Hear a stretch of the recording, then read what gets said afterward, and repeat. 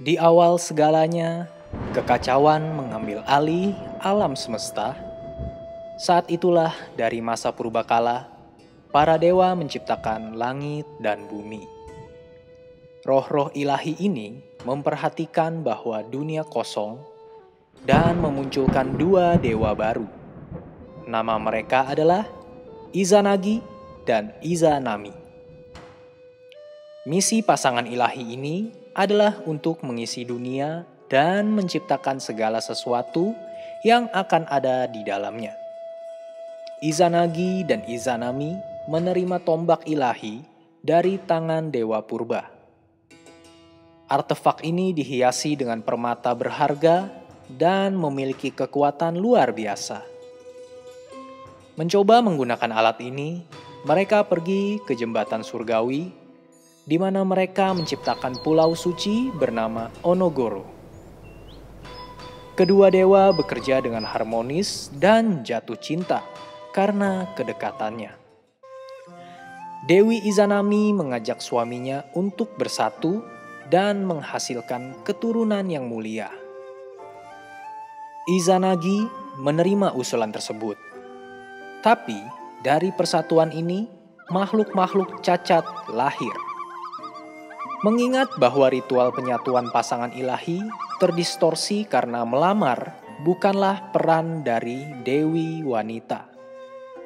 Akhirnya, pasangan itu memutuskan untuk bersatu kembali, tapi kali ini Izanagi lah yang mengambil inisiatif dan mengajak sang dewi untuk melakukan ritual penyatuan.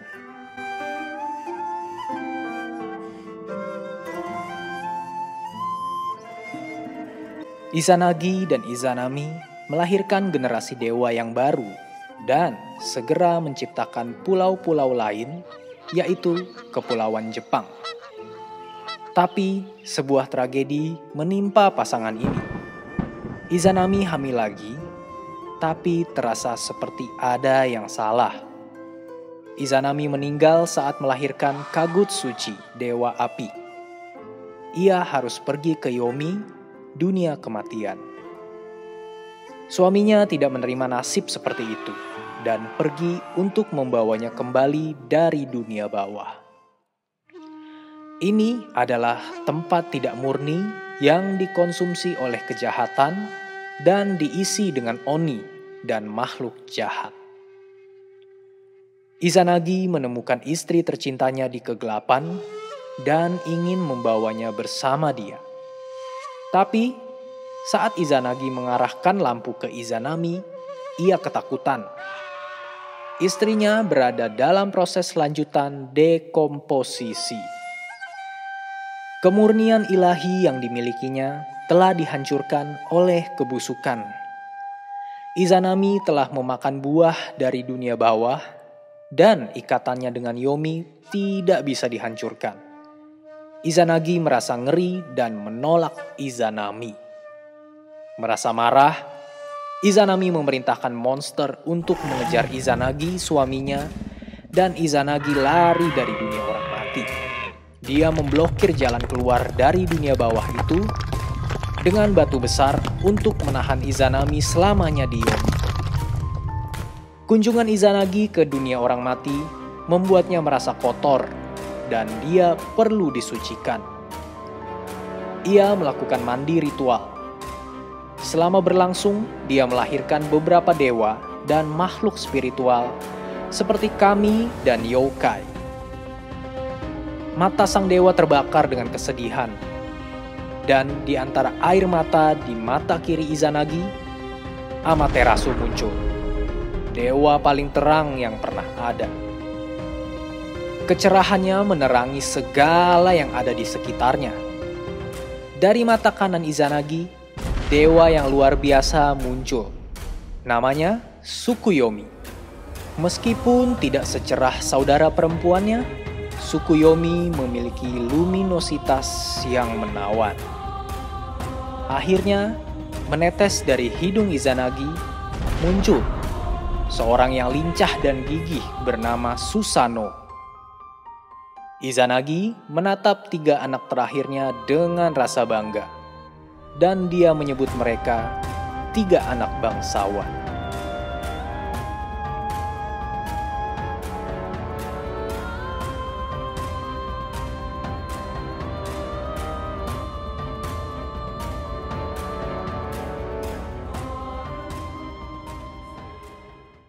Tsukuyomi dan Amaterasu cukup dekat dan sering terlihat bersama.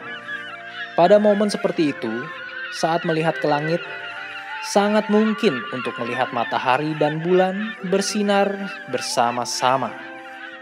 Tidak ada perbedaan antara siang dan malam. Dewi Agung Amaterasu diundang ke perjamuan oleh Ukemochi, Dewi Makanan.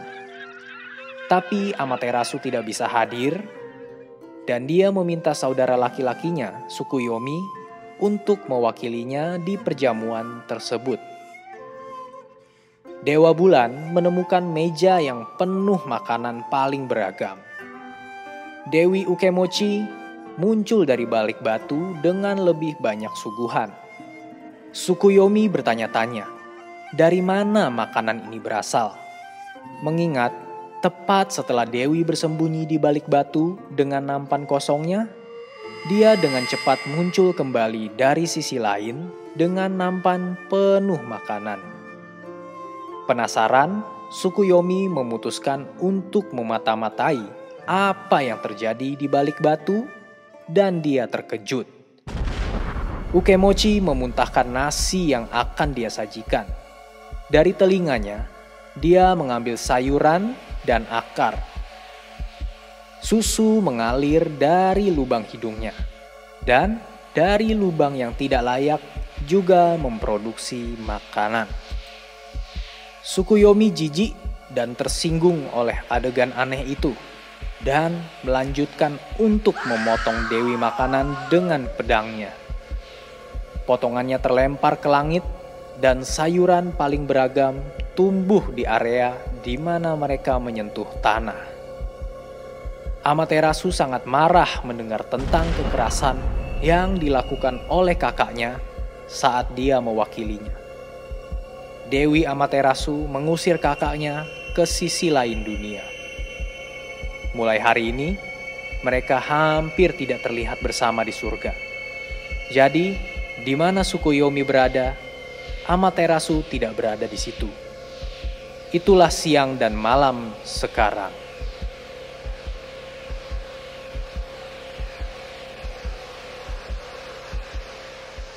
Izanagi menganggap bahwa misinya untuk mengisi dunia akhirnya tercapai.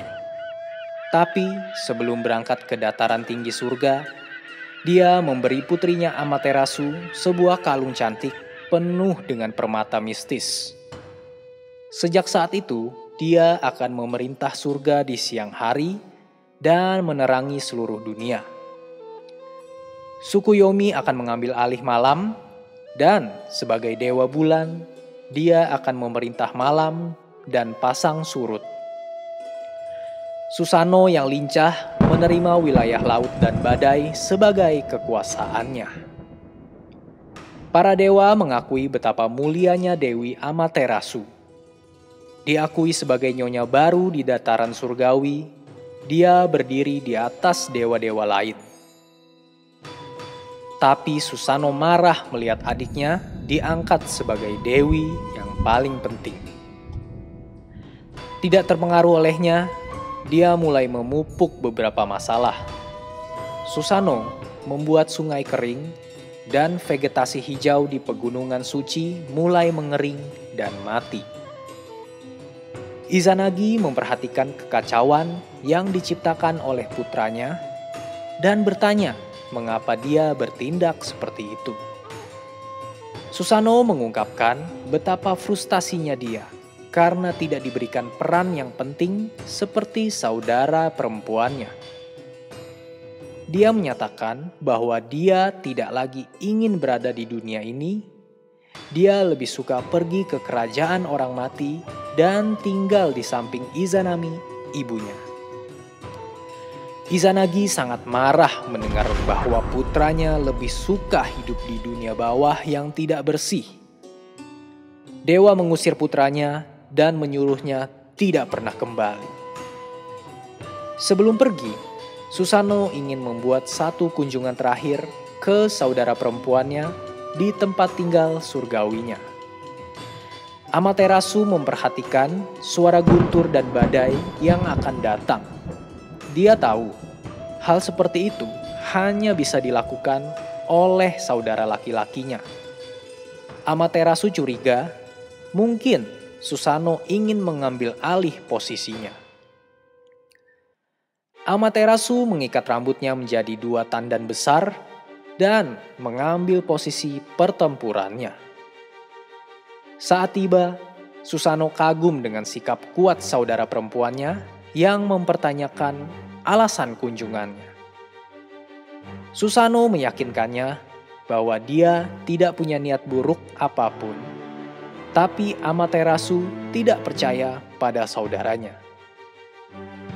Untuk membuktikan bahwa dia mengatakan yang sebenarnya dan bahwa niatnya murni, Susanoo memberikan pedangnya. Kedua dewa itu memutuskan untuk bersaing secara kreatif. Amaterasu mematahkan pedang Susanoo menjadi 3 potong. Dan dari potongan-potongan ini, dia menciptakan 3 dewi perempuan. Susanoo menggunakan perhiasan lebah milik Amaterasu untuk membuat 5 dewa laki-laki. Dewa yang lincah sangat senang akan kemenangannya melawan Dewi Agung karena dia telah menciptakan lebih banyak dewa. Tetapi Amaterasu yang cerdik menentang kemenangan saudaranya karena dia telah menciptakan kehidupan dari permata dewi. Oleh karena itu, kelima dewa ini adalah putra dari Dewi Amaterasu. Dan 3 dewi wanita yang lahir dari pedang Susanoo akan menjadi putri dari saudaranya. Oleh karena itu, Amaterasu adalah pemenang sebenarnya dari persaingan ini. Susanoo sangat marah dengan interpretasi kakaknya dan mulai mengobrak-abrik wilayah dari sang Dewi Matahari. Dewa Badai melakukan segala macam kerusakan dan menghancurkan sawah suci. Dia memasuki istana saudari perempuannya dan membuat kekacauan besar. Tapi yang terburuk belum datang. Di wilayah Amaterasu ada sebuah bangunan di mana penenun keramat menenun pakaian dan jubah sang dewi. Susanoo ingin menakut-nakuti para penenun. Dia membuka lubang di atap kamar penenun dan membuat salah satu benda suci Amaterasu, kuda poni, jatuh dari langit. Para penenun merasa sangat takut sehingga salah satu dari mereka akhirnya celaka dan sekarat.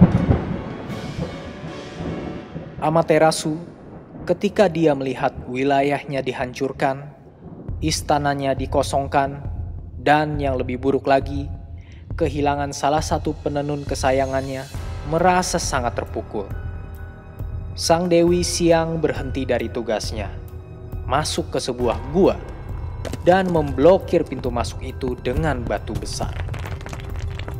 Kegelapan menguasai langit, dan sinar matahari tidak ada lagi baik di alam surga maupun bumi, dan musim dingin pertama dimulai. Para dewa yang lain melihat dunia semakin layu, vegetasi sudah tidak sehat lagi, hewan mulai binasa, dan roh-roh jahat berkeliaran. Para dewa tahu bahwa sesuatu perlu dilakukan untuk membuat Amaterasu keluar dari guanya. Mereka mencoba meyakinkan dia, tapi tekadnya sudah bulat. Sang dewa bijaksana, Omoikane, menyadari bahwa mereka tidak bisa mengeluarkannya hanya dengan bujukan, tapi dengan kecerdikan. Cermin suci dirancang oleh pandai besi surgawi, dan pesta diatur di depan pintu masuk gua tempat Amaterasu bersembunyi. Mereka menanam sasaki, pohon suci bercabang 500, tepat di depan pintu keluar gua, dan menggantung cermin yang indah di atasnya.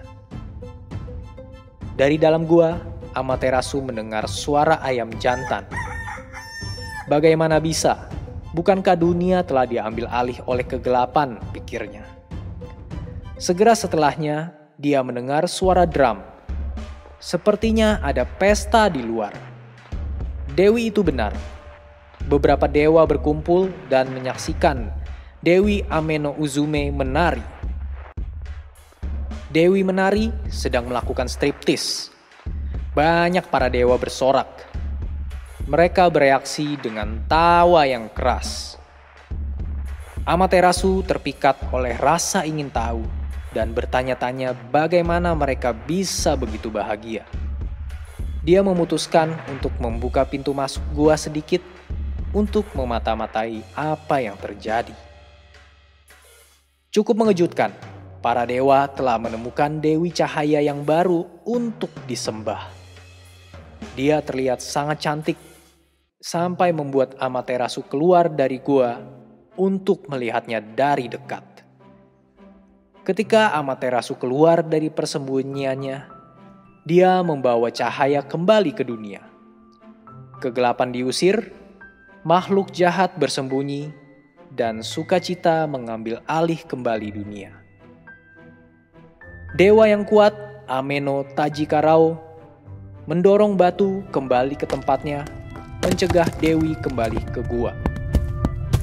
Akhirnya, Amaterasu menyadari bahwa Dewi Cahaya yang cantik adalah bayangannya sendiri. Dia melihat betapa indah dan cantiknya dia. Tidaklah benar untuk menghilangkan kecemerlangannya dari dunia. Para dewa menyambut kembalinya sang Dewi dan dunia terbungkus dalam kegembiraan. Tapi Amaterasu tidak melupakan bahwa Susanoo adalah penyebab dari semua ini. Sebagai hukuman, mereka memotong janggutnya dan mencabut kukunya. Akhirnya, mereka mengusirnya dari kediaman dewa. Susanoo turun ke bumi dekat Sungai Hi di Provinsi Izumo. Dewa badai itu kesepian. Dan dia pergi menyusuri sungai, mencari seseorang di dunia yang luas itu. Di tepi sungai, dia bertemu dengan sepasang lansia bersama seorang gadis cantik. Mereka sangat sedih dan menangis kencang. Susanoo ingin tahu alasannya. Lelaki tua itu menjelaskan bahwa dia pernah memiliki 8 anak perempuan.